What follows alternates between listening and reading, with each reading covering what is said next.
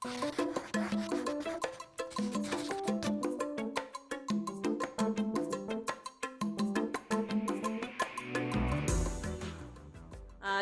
afternoon and welcome to Essential Ingredients. I'm Justine Reichman, your host, and today we have with us Michelle Carfagno. Welcome, Michelle. Thank you so much. I'm so pleased to have you here and to learn about the Greater Knead and to introduce you to our audience today. Yes, thank you. I'm so happy to be here. Yeah, it's great. It's always fun to have new innovators that are coming into the space that have been around a little while that can share their stories. So today, I'd just love to introduce you to our audience and for them to get to know you and for me to get to know you better. So let's get this started. And Michelle, can you tell us all a little bit about you and the Greater Knead? Yeah, so I started the Greater Knead back in 2012. And I started because my sister and my grandfather were diagnosed with celiac disease. So at that point, I loved baking. I really wanted to try to have my own business. And it just was the perfect storm of I had a problem to solve that really affected my family. So I set out on a mission, baking like crazy. And I came up with a formula for gluten-free bagels that I knew my family missed and started getting it out there into the world because I knew that there were other people that were probably struggling just like my family. And now we sell mostly along the East Coast to like retailers and food service, although we are working on expanding across the country. We do ship online to every state. And we just launched a new line of soft pretzels. So we're really excited about that. And what makes us unique is that we're actually free from the top 9 common allergens. So in addition to being gluten-free, we're also free from dairy, eggs, soy, peanuts, tree nuts, fish, shellfish, and sesame. Wow. Okay. Well, it's funny, when I was a kid, I used to love those hard pretzels. Yeah. I don't know if you remember those. But my mom was originally from Philadelphia. And so she liked those. I think they were called Grossman's, but maybe they weren't. I don't remember. Maybe that's just because her last name was Grossman. So I remember the Grossman pretzels. But these were these really hard pretzels with the salt on them. Yeah. So I loved those. And then they also had the soft pretzels that you could get on the street. And I was a big fan of those. And now I don't eat gluten and I don't eat sugar and I don't eat 100 other things that go into these pretzel. Right. And they were always a little bit sweet and kind of like that. So I missed eating those. So sorry about that. But apparently Kitty has something to say about this. She misses them too. She misses them too. She's a big fan. So I know that this is a big snacking item and a lot of snacks do come with a lot of these allergens, whether it's the pretzels or the popcorn with the cheese and all those different things. So were you also affected by these allergens, or was this solely for your grandfather and your siblings? Yeah, so it started out for my grandfather and my sister, but throughout the last 9.5 years, I actually learned that I have a gluten and dairy intolerance. So I think through being a part of this industry and this healthy lifestyle, I naturally just started to eat gluten-free, started feeling better. And then when I went to add it back into my diet, on occasion, I realized like, oh, okay, wait, I have a problem with this too. So it became super convenient when I realized that because I was like, well, at least I know where to get good bagels and good soft pretzels. So it definitely still affects me in a more personal way now, which I was not anticipating when I first started the company. Yeah. Well, many times I think a lot of entrepreneurs, including myself, start these companies out of a personal need, right? Solving a personal problem. So it's great to be able to, solve a problem and then actually for yourself be able to, feel better by trying this and realizing that, wow, maybe I do have an intolerance as well. And now I get to enjoy the benefits of what I created for some other people that were beneficial, that found this as a benefit that you found. I definitely lucked out for sure in what I do. Well, I think more people have intolerances than they realize. Yes, absolutely. I think that's what I found, like talking to more and more people, consumers of ours, like hearing their stories and their journeys of how they were diagnosed or figured out that they had an allergy or intolerance. It's definitely becoming more and more common for people to say like, oh, I don't feel good when I eat that type of ingredient. And so they're starting to avoid them. Well, I think that's very true. And I think more and more people are becoming aware. Yeah. They're paying attention to it. And they're more in tune with their bodies. And so what you're doing is it's so amazing, because now people can actually have a really good product that tastes good, because taste is so important, right? And Yeah, and now they can pay attention and not have to eat something just to fill that void, because so many times we want to cheat, so to speak, off of exactly. off of our Yep. diets because it's not available. But now you don't have to, because more and more people are taking the time to create really great innovative products to solve these problems, so that people that have intolerances can have stuff accessible to themselves. Yep, exactly. Yeah, we like to say we are like nostalgic food recreated top 9 allergen free. So it's the things that you grew up eating, like the first story that came to your mind, right? It was a story of your childhood eating hard pretzels and soft pretzels. And it's like, it can become so isolating when you have an allergy or an intolerance, and you just have to completely avoid that thing that evokes such powerful memories of growing up and connecting with food. It's such a big part of every person's day is food. So it's definitely something that we're excited to be able to offer to those people who have felt isolated for a while. And I definitely think the pretzel is nostalgic. I mean, Yes, the pretzel absolutely. really is nostalgic. I mean, I think about, growing up in New York, we think about the pretzels on the street, the pretzels Yes. at the ballpark, the pretzels, right? In Philadelphia, it's the pretzel with the mustard, I think. That's how people Oh ate yeah. there. I mean, I remember that from my mother. I didn't eat pretzel with a mustard. That was not my thing. I remember her Oh telling me yeah, that's definitely the thing. That is like the Philly thing for sure. that wasn't my thing. I just like the pretzel. But again, I'm not from Philadelphia. I'm from New York, so I didn't put the Exactly. mustard thing on the pretzel. But I like the soft, hot pretzel. So, Yep. that was my thing. And I remember getting on the streets. I live in Marin now, which is outside San Francisco. I can't tell you the last time I saw a vendor on the street. I know. It's so crazy how different it is, right? And I haven't been to New York in a couple of years, and I'm wondering through COVID if They're vendors still are out still there. on the I just street. went to New York. They're there. Yeah. They're there. Okay. It's not as frequent. Like, you're not seeing it like every other block, but the street vendors are definitely still there serving up some food. Yeah. I was just there like 2 weeks ago. So it was nice to see that some of that's coming to be back to normal. Okay, because I'm thinking about the hot dog vendors, and I'm thinking about the pretzel vendors. Hmm. I'm thinking about all those guys that you see on the Yep. street. They were there. There's like the hot, like toasted nuts and all of that good stuff. Like they were out there serving, and they had pretty long lines. So I think people are missing that experience. Okay, that's great to hear. I'm super excited to hear that. So Yeah. as an entrepreneur, you started this a few years ago, you've been out there for a while, you're at this point, you're an entrepreneur and you've had a lot of success, and you've gone, from going from store to store and being that beginning entrepreneur when you first had to peddle it, right? And you had to go Yeah. knocking on doors. I'd love to hear a little bit about that journey, maybe, and hear where you were back then to where you've come now, and maybe a little bit about what maybe some of your greatest fears were back then to Okay. where Yeah. you come now. Because, right now, just to tell you, some of the people listening are fellow entrepreneurs that maybe just have an idea. And some of them are other entrepreneurs that have had great success. So we want to be able to share some of the stories from other entrepreneurs like yourselves on this show, so that other people can be inspired as well. Yeah, definitely. I love sharing the story, and it's always a nice journey for me to like look back, because I sometimes forget where I came from and how, the things that we did way back when, and how we're growing the business now today. But when I first started, it was just me.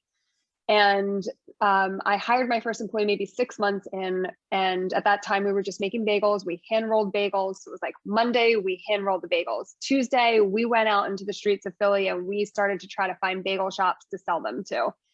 And, Wednesdays, it was delivering. And, Thursdays, like repeat the process. And it was just this very slow hustle and organic, like one shop at a time, and telling those successes to the next bagel shop. Hey, well, this bagel shop down the street is carrying it. You should too. And that worked. It worked as a strategy very early on. We started seeing a lot, me and this first employee, which I think made a big difference when it was not just me. And I got my first facility about 8 months in where I was renting a kitchen space, and it literally like it was about that type of story for the first 3 or 4 years, just building slowly but surely upon one success over the other and sharing that with the other retailers or other grocery or other bagel shops. And today, we have a bigger team of people. So now there are 11 people in the company. Some of those are production staff. We are more automated than we used to be, so we can make more product. But it's kind of the same recipe for success. It's like, here's what we've built, and here's why you should be a part of this as well. And here's the successes that we've had. But I think early on, to talk about like the fears that I had, I think it was the fear of failure. And I kept this one quote on my desk for a very long time that was like, fear of error is the death of success. And I kept reminding myself of that. Like, don't be afraid to make a mistake or to have an issue. See, yes, she agrees. She totally agrees. She's on board. Because I think that was my biggest fear. And I just met it head on with action, and like pushed through. Okay. So I did have, a big fear of making errors. And I think just reminding myself of that quote, that I would need to push past it, that really, really helped. And I think it was just like also knowing that there's always a solution to every problem and that problems do exist. And it's just an opportunity to find another way to do something. And I think also making errors is part of growing pains, and it's part of learning, and it's part of, if we don't make mistakes and we don't go through the journey, we don't learn as much. And I find that if I don't do it myself and I don't figure it out and I don't go through the process, I can't figure out how to do it better or how to do it right. Or I agree. Yeah. I mean, it's all part of the process. If I just outsource it all, I don't really understand the journey and I can't figure out the best possible solution. Yeah, it's funny that you use the word outsource, because very early on, especially in the foods industry, right? Like using an outsourced co-manufacturer is a very popular thing to do. And there's nothing wrong with that. But I knew that for me, I wasn't sure how to automate it, how to make sure that we had the integrity to know that it didn't have any allergens and things like that. And so I thought, I can't give this in good faith to someone else because I don't know these things yet. So I made it my mission to make our own products, do it all ourselves first. And then we got to a point where we were doing it all ourselves, and we found a manufacturer that we could outsource it to. And we decided that, you know what, we kind of like this journey of doing it our own way, to our own set of standards, and not compromising and having the control over that. So that I feel like, yeah, if I didn't look at it that way as like, okay, we're going to make tons of mistakes because we don't know I've never been a food manufacturer before. So there was tons of fear around, doing it incorrectly. But I think, yeah, looking at it from that perspective that you mentioned of like, this is going to be a learning experience and it's going to be really valuable to help build us and get us to the next level. And it definitely was, but I think mentally getting okay with that, I think is hard as a first-time entrepreneurs, getting okay with making mistakes. Essential Ingredients is powered by Next Gen Chef. Next Gen Chef is a movement that supports food and beverage entrepreneurs around the world by fostering a sense of community and providing its members access to mentors and a wealth of resources and guidance. Next Gen Chef feeds members with the knowledge they need to build better for you food and beverage businesses, so the world can have greater access to healthier food, comprehensive food education, and increased affordability. If you like what you hear on this podcast, continue the conversation or ask new questions on the Next Gen Chef app, available in the Apple Store and Google Play. Follow Next Gen Chef on Instagram, LinkedIn, and Facebook at Next Gen Chef. Join Next Gen Chef and let's change the future of the food industry together. I actually think that going through that journey, being on that journey rather, and making those mistakes and making those choices, making informed choices as you're making the wrong ones and making the right ones, and going through that whole process was one of my greatest experiences in making the right choices. It was like the greatest learning I had to get where I am today, so to speak. it allowed me to gather all the information to trust myself enough to make those choices. Because if I was to just say, oh, sure, you go do it. You have choice A, B, and C. These are 3 companies and I don't know anything, so I'm just going to trust one of them. You're sort of you're saying these people know better than I do. And very rightfully so, they know how to do it. But by taking that information and sort of going through the process in some of these things, I've enabled myself to make more informed choices. And that's really what this platform is trying to get other people to do, not necessarily to do everything themselves, but to have access to the information. So not everybody's going to become a co-packer. Not everybody's going to become a manufacturer, but maybe they'll learn from you and from all these other people that through your journey, you've decided A, B, or C. And now they'll take that information and be able to make a more informed choice. That's really what it's all about. It's not about being an expert in everything. It's about making more informed choices and being the best you can for yourself. Yeah, I like the way that you put it, because that's exactly how to summarize it, for sure. So, given all of that, what advice do you have for fellow entrepreneurs or new entrepreneurs who want to become an entrepreneur after your experience and what you've gone through in this journey so far to date? Yeah, I kind of touched on it a little bit, and I think it's getting back to this idea of problem solving, because you have to learn really quickly how to just adapt and see another solution. If you get presented with a problem and you can't see past it, like, you are the one person in that company that needs to just see past it, when everybody else may see a huge roadblock and they might be telling you why it can't be done and why you should give up, or why you're going to run out of money, or it's not going to work, or people don't like it, whatever, all of those things. You have to be that one person to just say, no, this can be done. We're going to figure it out. And maybe it's going to look a little different and we're going to have to make changes. We have to be flexible. So I think it's just always knowing that there is a solution and you're going to find it. You just have to keep sticking with it. You stay around long enough and things start to fall into place, is kind of how it goes, but you got to stick it out long enough to get there. It's true. I mean, I know so many people, they think that people are overnight successes because they haven't followed the journey necessarily, or all of a sudden they're like, they read about something, they're like, wow, that company happened overnight. But they haven't heard about the last 15 years that they've been doing research and development, and they've been in the lab and all these other things. They just think it happened. They were an overnight success. Yeah, exactly. And it's interesting how many stories you feel that that's the case with. And with that said, I'm curious, if you could go back and do one thing differently through your journey, what would it have been? Trust myself more.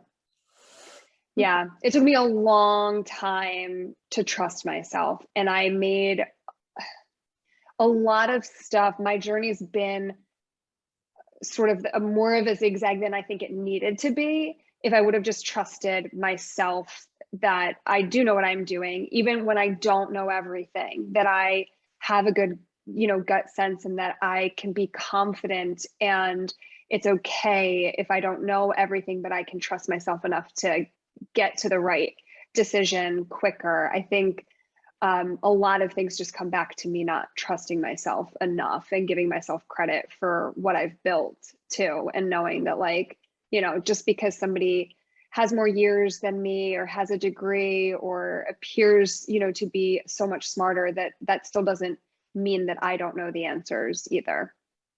Yeah, I think a lot of that comes with experience too. And sometimes I need to pinch myself that, that you've accomplished a lot, right? Right. And you look back and you're like, wow, I did that. I always have to look back at the year, right? Like, what did you do this year? Like, what were your accomplishments this year? And sometimes you don't realize quite how much you've accomplished. Yeah. Back in this year, right? And we had COVID, and still look how much you've accomplished, I'm sure, right? And it's amazing. And sometimes we just have to take stock of it.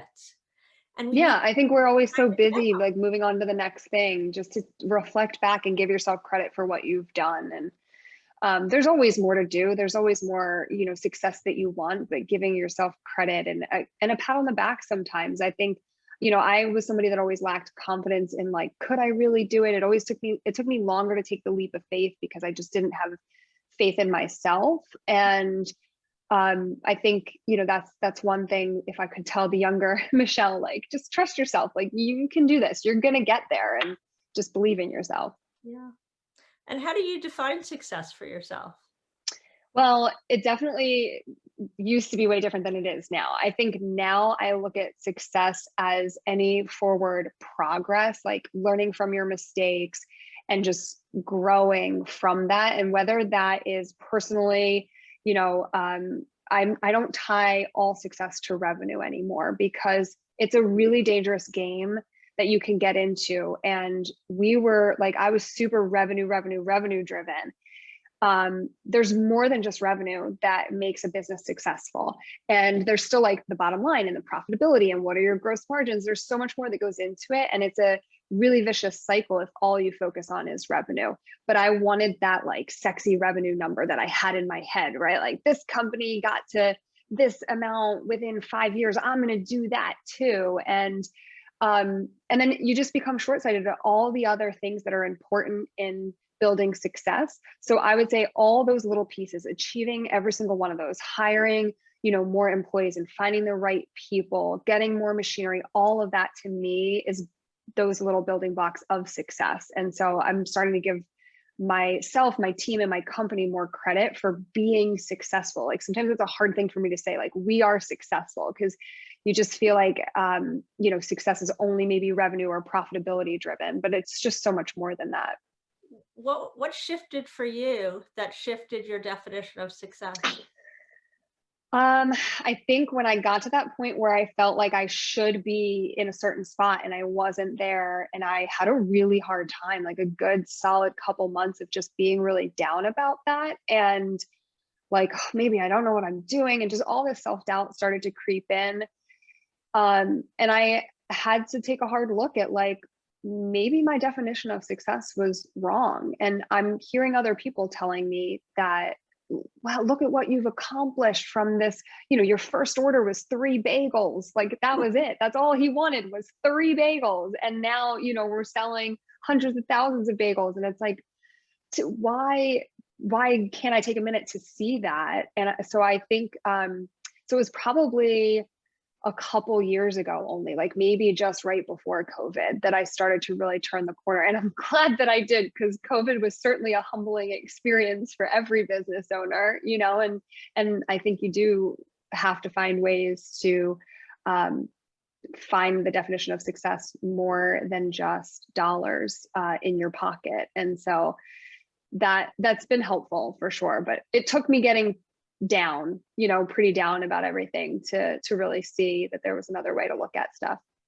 And how did COVID affect your business?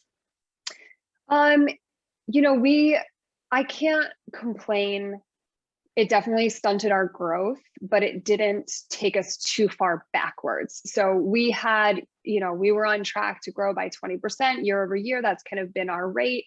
We did not. We've kind of stayed stagnant. We saw a huge drop in our food service business, which is like our bagel shops and our cafes that we sell to, but we saw a huge increase on our website. So it just kind of like flip-flopped where our revenue was coming from. So it was tough. It was definitely more of like a mental hard time than it was to our bottom line. So we were fortunate. We maintained ourselves. I was still disappointed because we had tons of growth planned.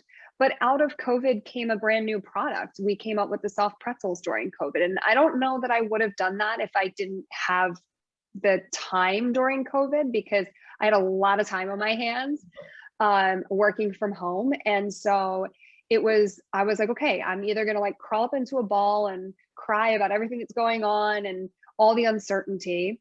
Because there were certainly some months that were tougher than other months where you're like, is it all over? You know, and Right. And then the next month we're okay. We've lived to fight another day. But I took that time and I said, I'm going to get into the kitchen and I'm going to experiment and we're going to launch a new product throughout this. And if our website's doing really well, we're going to put it on our website and sell something new. And that's how we're going to grow. And so that's what came out of it. So I think overall, I can't look back and complain, but I think it's sort of that idea of problem solving. I was able to get through it because we just kept trying to find a way to survive. Wow, well, that's very inspiring. And COVID was hard for a lot of people, and I think they saw there's a lot of different ways people took it. It hurt and helped their business depending on the kind of business they had. And I'm glad to see that you were able to make that shift. Yeah. That you were able to, innovate. And, I'm curious. So for the future of the Greater Knead, what do we see in the next few years with the Greater Knead? Are we going to see some more SKUs? So I have lots of plans. What we're really working on now is focusing. We're growing our team. We're really focusing on those two core products, the bagels and the pretzels, and working on growing those across the country. And then after that, in about 2 years or so, we may start to play around with some new products, but we realize that we have so much room to grow and expand with just what we do, and really trying to just kind of focus. We have a small team. We're still working on scaling and expanding with machinery. So I think it really brings like a deep focus on just getting our already proven products selling on the East Coast across the country to more people. And that's kind of where I see us spending most of our time over the next few years.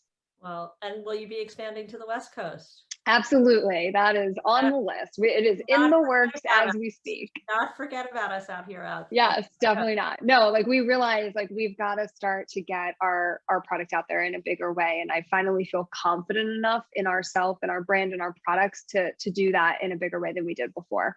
So if anyone listening or watching the video cast would like to get their hands on your product, what's the best way to be able to access the Greater Knead?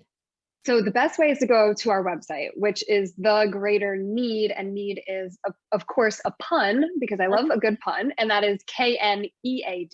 So thegreaterknead.com. And then we have a store locator. You can request a store if we don't have one near you, which is a cool feature that we added.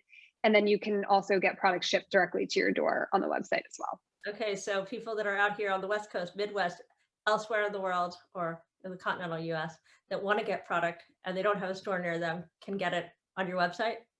Yes, they can get it on the website. Yes. And they can request a store, which will help us determine what stores you'd like to see us in, so that we can work really hard to get into those retailers.